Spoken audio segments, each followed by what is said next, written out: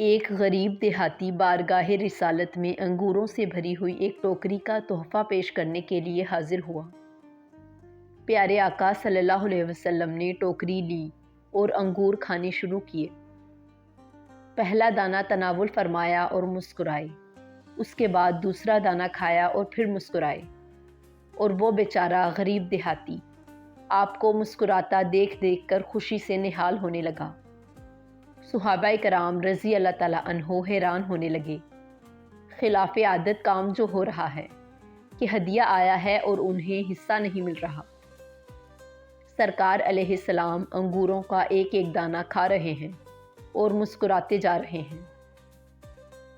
آپ صلی اللہ علیہ وسلم نے انگوروں سے بھری پوری رکابی ختم کر دی، اور آج صحابہ کرام متعجب ہیں۔ غریب دیہاتی کی تو عید ہو گئی تھی۔ خوشی سے دیوانہ خالی ٹوکری لیے واپس چلا گیا۔ صحابہ نہ رہ سکے، ایک نے پوچھ ہی لیا، یا رسول اللہ صلی اللہ علیہ وسلم، آج تو آپ نے ہمیں شامل ہی نہیں فرمایا۔ سرکار صلی اللہ علیہ وسلم نے فرمایا، تم لوگوں نے دیکھی تھی اس غریب کی خوشی؟ میں نے جب انگور چکھے تو پتہ چلا کہ کھٹے ہیں۔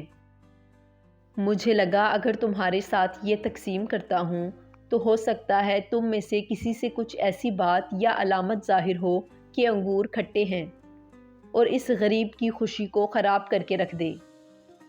بے شک میرے نبی صلی اللہ علیہ وسلم اخلاق کے بلند ترین درجے پر ہیں۔